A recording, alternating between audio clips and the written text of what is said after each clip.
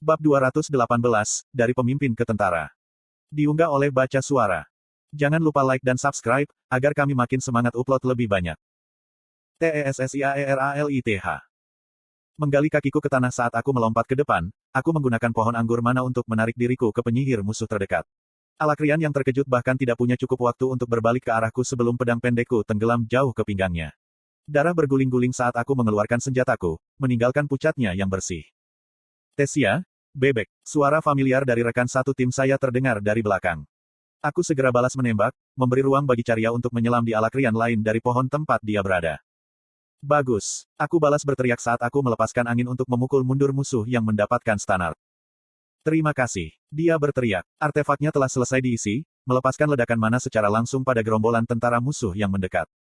Darvus muncul, kapak rangkapnya menciptakan percikan api dan jejak api saat ia membelah baik daging maupun baja untuk menopang tukang sulap kecil kami. Kita tidak bisa membiarkan mereka melewati titik ini. Aku mengingatkan mereka saat Carya beraksi juga, sarung tangannya diselimuti mana yang tebal. Kita bisa melakukan ini, saya meyakinkan diri saya sendiri, menyaksikan rekan satu tim saya bertempur bersama unit penyihir kami yang lain. Hachi, salah satu rekrutan baru kami, menonjol bahkan dari jarak ini ketika ia berdiri lebih tinggi daripada semua orang dengan tinju berbahan api. Tiba-tiba seberkas es terang jatuh dari pohon di dekatnya. Carya berhasil mengelak dan Hachi nyaris tidak bisa menghindar, tetapi peri terdekat dari timnya tidak seberuntung itu. Sialan, aku mengutuk, menyaksikan sekutuku jatuh. Dengan lompatan mana infus, aku mendarat di cabang tempat penyihir jarak jauh telah bertengger.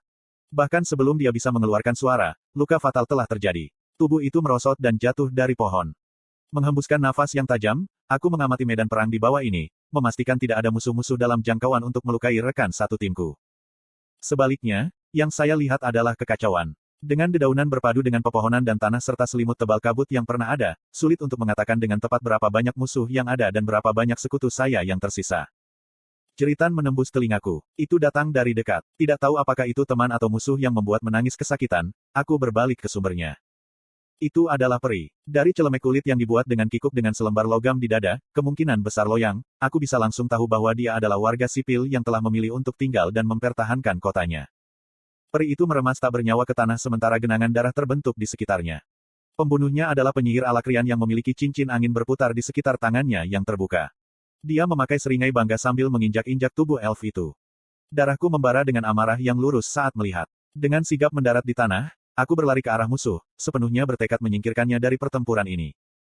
Tessia, kemana kamu pergi? Saya mendengar suara Darvus di belakang saya. Aku akan segera kembali. Saya menjawab, tidak repot-repot kembali. Visi saya menyempit pada penyihir musuh saat aku dengan mudah membersihkan jarak di antara kami, tetapi tepat ketika aku akan mengarahkan pedangku ke penyihir musuh yang tidak curiga, cahaya kemasan berkelip di antara kami. Penghalang itu hancur, tetapi itu memberi sang penyihir cukup waktu untuk keluar dari jalanku. Hal kecil yang licik, sembur mage musuh. Rasa dingin merambat di tulang punggungku ketika aku melihat mata pria itu dengan cepat memindai tubuhku seolah-olah baju besi dan kain yang kupakai tidak ada. Dia menjilat bibirnya sementara bila angin yang berputar di sekitar tangannya tumbuh lebih besar. Kamu beruntung kita terburu-buru, kalau tidak aku akan mengambil waktuku bersamamu. Tidak, aku menjawab dengan dingin, mengasah niat membunuhku dan fase pertama dari binatang buasku menjadi musuh. Kamu beruntung aku terburu-buru. Itu bukan pertama kalinya saya menggunakan kehendak binatang buas saya, tetapi saya tidak pernah menggunakannya pada orang lain. Terlepas dari binatang buas atau manusia, penyihir itu tahu seberapa jauh dia. Sehsil, dia berteriak ketika dia berlari ke arahnya, menjangkau melewati penjaganya dalam sekejap mata. Sekali lagi, cahaya kemasan berkelap-kelip menjadi ada, tetapi sebelum itu bahkan bisa terwujud sepenuhnya, sulur tajam mana di sekitarku sudah menusuk beberapa lubang ke tubuh mage. Tanpa pikir panjang, aku melihat ke bawah, tatapanku diarahkan ke peri yang mati di sampingku. Matanya yang kosong tampak menatapku, menyalahkanku.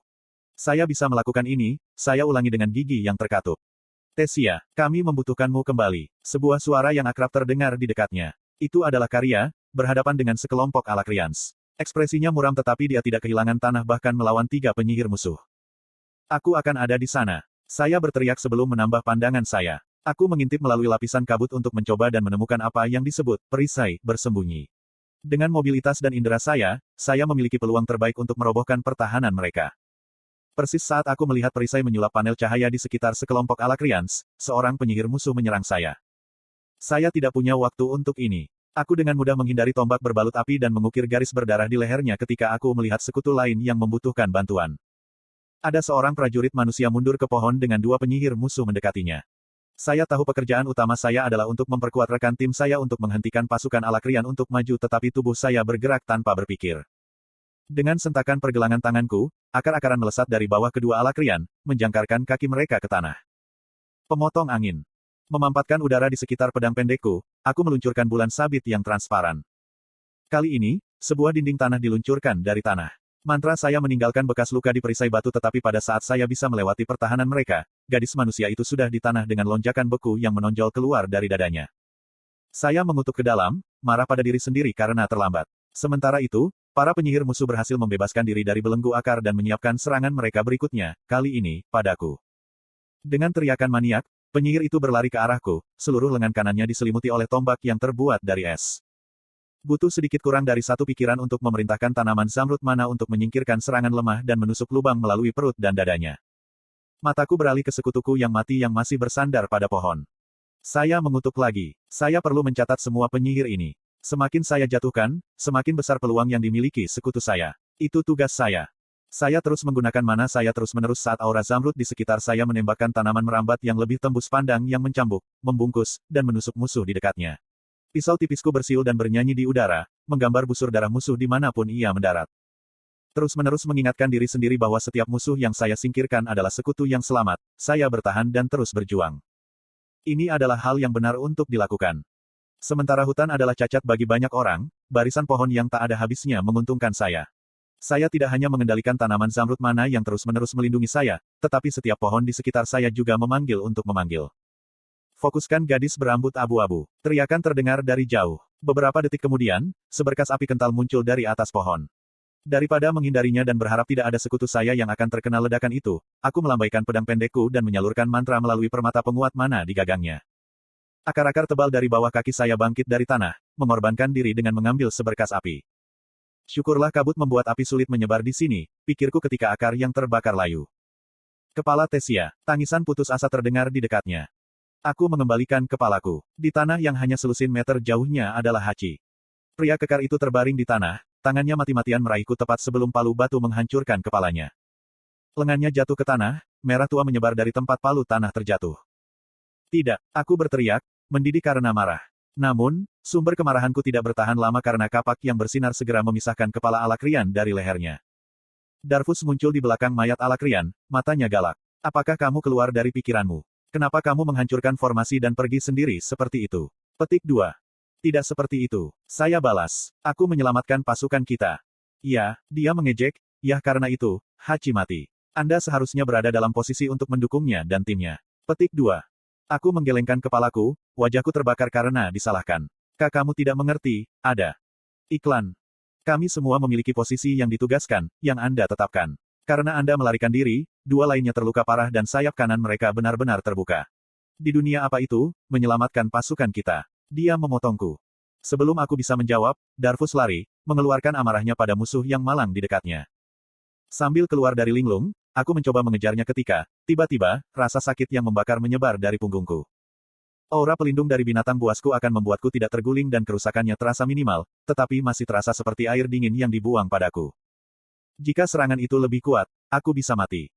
Janji yang saya buat untuk rekan tim saya, janji yang saya buat dengan Arthur, akan terlanggar karena saya begitu terjebak dalam upaya menyelamatkan sebanyak mungkin pasukan saya. Cepat keluar, Tesia. Darfus benar, kita harus tetap dalam formasi. Aku kembali ke posisi awal, mengerahkan lebih banyak mana ke aura zamrud yang melindungiku. Saya memotong jalan saya melalui gelombang tentara musuh menggunakan senjata baja dan menyulap elemen yang berusaha untuk maju ke tim saya. Berubah menjadi angin puyuh pisau dan sihir, aku bertarung, tetapi kami kalah jumlah. Bahkan setelah sebagian dari pasukan mereka terputus menuju Elenoir, perbedaan jumlahnya sudah jelas, tapi aku hanya bisa berharap bahwa pasukan Jenderal Aya akan mengurus mereka. Sialan, kenapa aku tidak semakin dekat? Aku mengutuk, berusaha menemukan Stannard, Caria, dan Darfus. Tidak mungkin untuk mengatakan berapa banyak waktu yang telah berlalu sejak pertempuran pertama kali dimulai, tetapi satu hal sangat jelas, aku tidak cocok untuk menjadi seorang pemimpin. Tidak masalah bahwa saya adalah seorang penyihir inti perak dengan kehendak binatang kelas S. Menjadi emosional atas setiap kematian sekutu yang saya temui dibenarkan bahwa saya tidak kompeten untuk membuat keputusan rasional untuk perbaikan keseluruhan. Rasa bersalah yang saya rasakan memanifestasikan dirinya menjadi suara di kepala saya, terus-menerus mengingatkan saya bahwa saya adalah orang yang memimpin semua sekutu saya ke sini sampai mati. Saya terus berjalan menuju posisi awal saya, ketika saya akhirnya melihat salah satu dari mereka hanya beberapa puluh meter jauhnya. Stannard, aku berteriak, berharap tukang sulap itu bisa mendengarku mengatasi kekacauan. Namun, suaraku menarik perhatian orang lain, seseorang yang tampak berbeda dari musuh-musuh di sekitarku. Memotongku adalah seorang manusia lapis baja yang cerah menunggangi binatang seperti serigala yang rusak. Dia terlihat seperti seseorang yang penting, aku meyakinkan diriku ketika aku menyaksikan rambut pirang panjangnya, tanpa terhalang oleh segala bentuk perlindungan di kepalanya. Penjaga kaliber berbeda dari prajurit Alakrian yang lain mengepung saya, menghalangi jalan saya, tetapi ketika saya bersiap untuk menghadapi mereka, pria itu berbicara. Serahkan gadis itu padaku, dia menegaskan. Aku menjaga wajahku tanpa ekspresi ketika lelaki berjubah baju besi itu melompat dari tunggangannya dan dengan tergesa-gesa mendekatiku. Bahkan dari kejauhan ini, aku bisa melihat bahwa baju besi hitamnya adalah setelan yang dibuat dari plat dan chainmail. Menggantung di kedua sisi pinggangnya adalah dua pedang yang tampak berornamen bordir dengan perhiasan halus di gagangnya. Dia menghunuskan pedangnya, seperti yang diharapkan dari Tesia Eralit, untuk nyaris tidak memiliki luka. Suatu kehormatan bertemu dengan Anda seperti ini. Petik 2. Sambil menjaga pedangku menunjuk ke arah pria itu, aku dengan hati-hati melangkah maju. Bagaimana kamu tahu namaku? Dia tersenyum sopan. Kamu bisa memanggilku Fernet. Tanaman merambat hijau tembus pandang meronta-ronta di sekitar saya seolah-olah menggambarkan kemarahan saya. Saya benci ketika mereka berbicara. Itu membuat mereka tampak kurang seperti musuh buas yang harus kita bunuh. Suaraku merendah menjadi geraman yang mengancam. Kamu tidak menjawab pertanyaanku. Fernet mengangkat bahu ketika dia masuk ke posisi bertarung. Mungkin memukuliku dalam pertempuran mungkin membuatku berbicara. Lagi pula, kalian para dicatian tampaknya menyukai interogasi. Petik 2. Begitulah cara Anda ingin memainkannya. Tanah yang mengeras di bawah kakiku pecah saat aku berlari ke arah Alakrian yang berambut pirang, berada dalam jangkauan sebelum dia bisa bereaksi dengan benar. Namun, ketika sulur mana yang aku tembak mendekati pria bernama Fernet, mereka melambat secara drastis, berhenti total bahkan sebelum mencapainya. Alakrian memiliki senyum puas di wajahnya saat dia menggunakan kesempatan itu untuk mengayunkan pedangnya. Serangan itu cepat tetapi setelah pelatihan di bawah begitu banyak elit, itu mudah dihindari. Aku menindaklanjuti dengan pedangku kali ini, hanya agar rasanya seperti sedang mengayunkan cairan kental yang kental. Pada saat pedangku mencapai leher Fernet yang tidak terlindungi, kecepatannya telah sangat berkurang sehingga bahkan tidak bisa menarik darah. Pertempuran berlanjut, tapi kami menemui jalan buntu. Saya jelas lebih kuat, lebih cepat, lebih mahir dalam pertempuran, tetapi karena varian uniknya sihir air pertahanan, saya tidak bisa mendapatkan serangan yang kuat. Itu tidak membantu bahwa, pemimpin ini terus bergerak di sekitar medan perang. Dia berkelok-kelok melalui pertempuran kecil lainnya, tidak pernah tinggal lama di satu tempat. Setelah semua pembicaraanmu, keberlarian seperti tikus. Aku meludah, tidak bisa menahan racun dari suaraku. Fernet tertawa. Mengapa repot-repot menundukkan kepala ketika aku jelas-jelas berada pada posisi yang tidak menguntungkan? Saya meluncurkan bulan sabit angin dengan harapan lemah melewati auranya yang defensif, tetapi pria itu tidak menghindar, melainkan, dia meraih seorang prajurit di dekatnya, prajurit saya, dan menggunakannya sebagai perisai. Dada laki-laki itu menyemburkan darah terlepas dari lempengan dada peraknya. Matanya, lebar karena kaget, mengunci saya sebelum kepalanya terkulai tak bernyawa. Bajingan, aku meraung, berlari ke arahnya. Kotoran seorang lelaki melemparkan tubuh yang telah dia gunakan sebagai perisai padaku untuk menjaga jarak. Apa bagusnya posisi kamu ketika kamu tidak lain adalah seorang bayi yang mengenakan lencana berkilau. Dia menertawakan saat dia memotong kaki salah satu prajuritku, sengaja membiarkannya hidup dan dalam penderitaan. Diam, membentuk lebih banyak mana ke dalam kehendak binatang buasku, tanaman merambat zamrud melonjak dengan kekuatan, memanjang ke arah pohon dan membunuh dua penyihir jarak jauh Alakrian. Menggunakan celah dalam pelanggaran mereka, aku mendorong diriku ke arah Fernet. Dia menghindari tanaman merambat yang aku lemparkan padanya, senyumnya tidak pernah goyah saat dia menggunakan salah satu pasukannya sendiri untuk memblokir satu lagi seranganku. Berlari lebih jauh, dia berteriak, kamu harusnya menyimpan tiara di kepalamu, putri kecil. Memimpin dengan pedang tidak cocok untukmu. Petik 2. Diam, tutup mulut, tutup mulut. Aku berteriak, mengalah pada amarah saya mengaktifkan tahap kedua kehendak binatang buas saya. Tiba-tiba, dunia di sekitarku berubah warna menjadi hijau. Suara pertempuran menjadi teredam sementara tubuhku sepertinya hampir bergerak sendiri. Akhirnya, si pirang Alakrian tampak bingung. Kepedulian tampak di wajahnya, tetapi sudah terlambat. Aku mengulurkan tangan dan tangan hijau transparan memegang erat-erat Fernet sementara pohon-pohon di sekitarnya membentuk kandang di sekelilingnya. Panggil pasukanmu, geramku, suaraku keluar terdistorsi. Fernet mengeluarkan darah dari udara yang diperas dari paru-parunya. Aku bisa merasakan tulang rusuknya merobek sihirku, tetapi sebuah senyum muncul di wajahnya.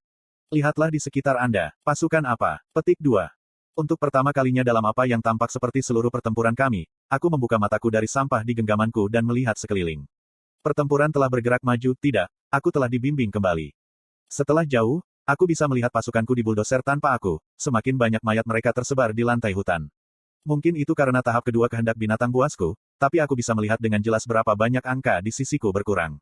Karena saya telah memprioritaskan memainkan lagu orang ini. Aku senang kau menganggapku begitu tinggi, tetapi seperti dirimu sendiri, aku hanyalah seorang prajurit yang terhormat. Ia berdeguk, darah mengucur dari sudut mulutnya. Perbedaan antara kita adalah aku tahu aku hanya berpura-pura menjadi satu. Saat penglihatanku berenang karena amarah dan emosi yang tak terlukiskan lainnya, rasa sakit menusuk menembus dadaku.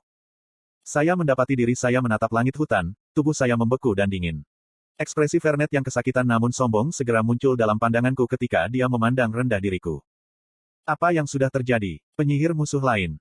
Vernet mendecakkan lidahnya dengan nada tidak setuju. Ya ampun, apakah kamu begitu marah padaku sehingga kamu bahkan tidak bisa melihat penyihir bersembunyi di pohon langsung di garis pandangmu?